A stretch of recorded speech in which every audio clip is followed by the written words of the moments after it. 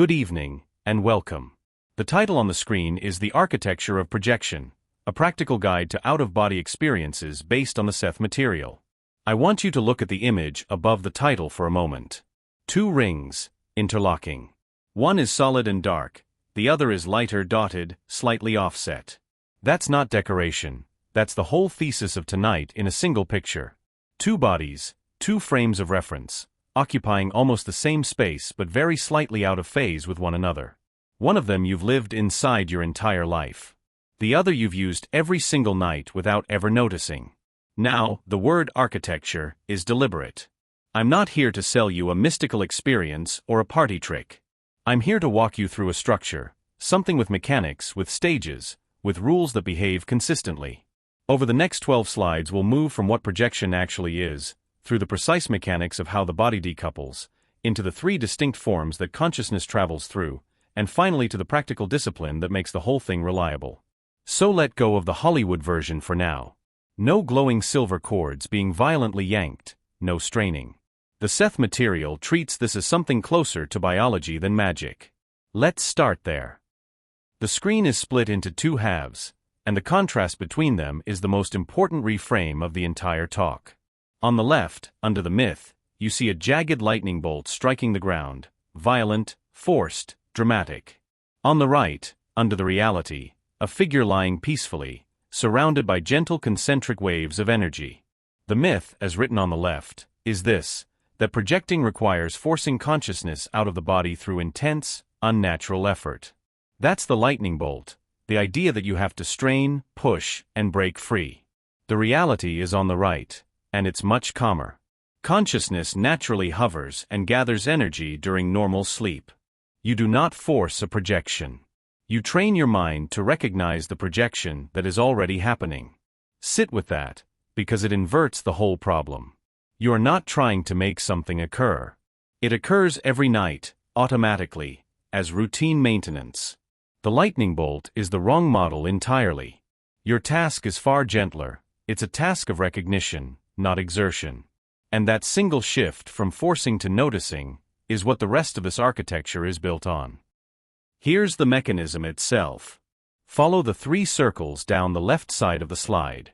At the top, the waking state, a single, solid, dark circle. That's you right now, physical and ethereal bodies fully fused, perfectly aligned, indistinguishable. In the middle, the sleep state, natural decoupling phase, and notice the picture changes. Now there are two overlapping circles, one dark and one blue, sliding apart from each other. As the physical vessel rests, consciousness automatically shifts slightly out of phase, in order to replenish its energy. This is the part that happens to everyone, every night, without permission and without awareness. And at the bottom, conscious projection, the blue circle has now separated cleanly from the dark one. That's the goal state. But here's the crucial point about the difference between the middle and the bottom. The separation in the middle is automatic. What's missing is awareness. So the objective of the practitioner is not to cause the decoupling, it's already free of charge, it's simply to maintain waking awareness during this natural decoupling window. You're learning to keep the light on in a room you already enter every night in the dark. This slide explains why most beginners fail, and it's worth studying the curve carefully. The vertical axis is distance from body. The horizontal axis is time. Watch what the line does.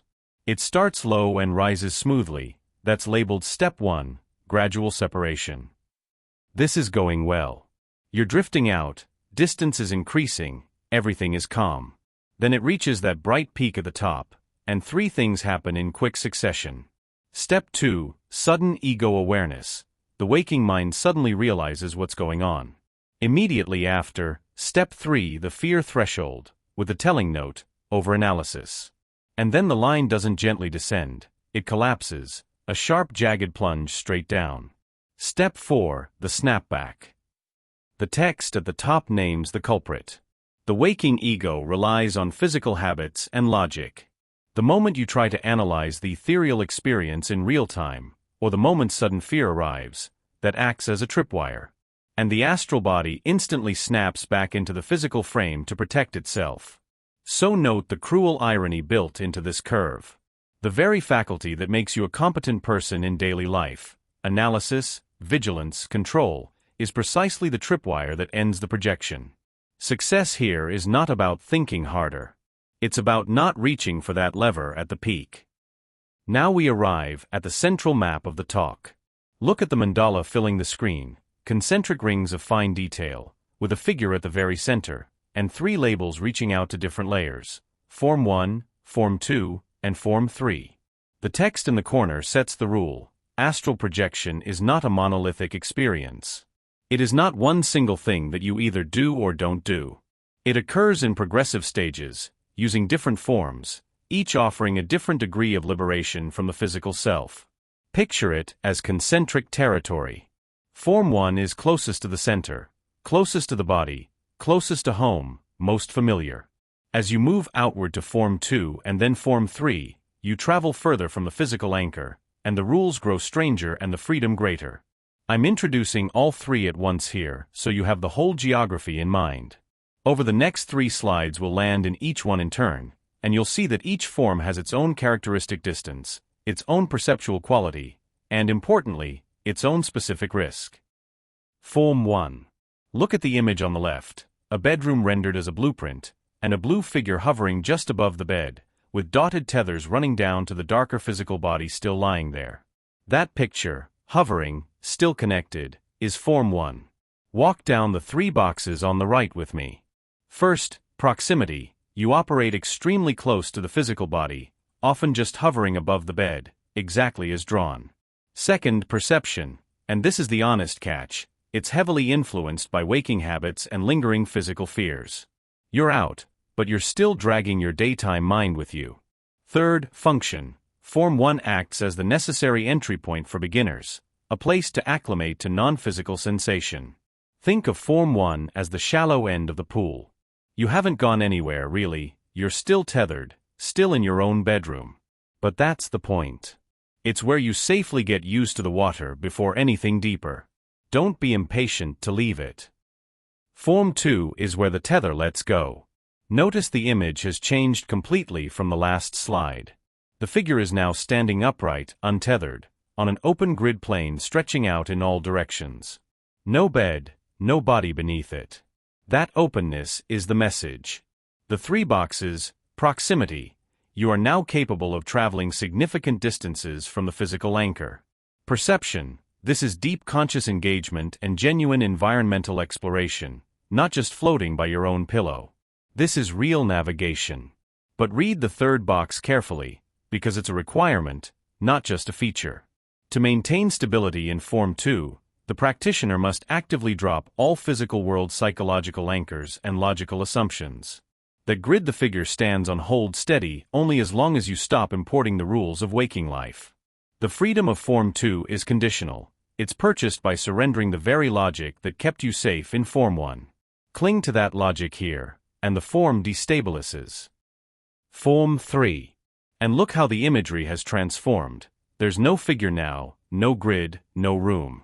Just a radiant white orb at the center of a vast field of concentric lines, dissolving outward. We've left recognizable form behind entirely. The boxes describe a place with almost no handholds. Proximity, completely disconnected from physical space and time. Not far from the body, outside the very framework of distance. Perception, it operates in entirely non-physical paradigms. There's nothing here that maps onto earthly experience. And then the 3rd box, which is no longer titled function or requirement but risk, and that change of heading is deliberate. Form 3 carries a profound risk of ego disorientation, because the practitioner sheds all ties to their physical identity and reality. This is the deep ocean, far from any shore. It offers the most, and it asks the most. It is not a beginner's destination, and the slide is quietly warning you of exactly that. Everything we've just covered now collapses into this one table, your diagnostic tool. 3 columns across the top, Form 1, Form 2, Form 3. 4 rows down the side. Let me read it as a grid, because the comparison is the whole value. Physical tether, high and hovering in Form 1, none and navigating in Form 2, non-existent and transcended in Form 3I. Ego retention, You keep your full waking identity in Form 1, it becomes a fluid identity in Form 2, and reaches total ego dissolution in Form 3. Now the row 1 most want you to remember: primary risk. Each form has a different failure mode. Form 1's danger is the snapback effect we saw on the curve. Form 2's danger is waking world logic traps, importing the rules that don't apply. Form 3's danger is profound disorientation. And finally, ideal use: Form 1 for acclimation, Form 2 for conscious exploration, Form 3 for advanced conceptualization. So how do you actually train this? 3 icons across the slide, joined by arrows, a sequence. First, a waveform settling flat, bypass forced effort. Second, an open eye, notice the shift without analyzing. Third, a chain link, release waking world physics. The text frames it as a spectrum. Awareness moves from unconscious drifting at one end to lucid navigation at the other, and success relies on natural relaxation. Read those 3 steps as the path along that spectrum. Step 1. Bypass forced effort. Remember the lightning bolt we threw away on slide 2, this is the same principle as technique. Step 2. Notice the shift, but here's the discipline: without analyzing it. This is the direct antidote to the fear threshold on slide 4. You observe, you do not interrogate. Step 3. Release waking world physics, like unhooking that chain link, intentionally letting go of your anchor to the physical world. The single line that ties it together, forcing the exit, creates tension. You must passively observe the transition and intentionally release the anchor. Passive observation isn't doing nothing, it's the active restraint of not interfering. Once you're out, the rules change, and this slide gives you the 3 laws of the new terrain. 3 framed icons. On the left, a brain ringed with motion arrows. Thoughts equal immediate spatial motion. There's no walking, no travel time. To intend a place is to be moving toward it. Thought is locomotion here. In the center, an impossible cube, that optical illusion that can't exist in real space. And that's exactly the point. Physical physics and logical limitations do not apply.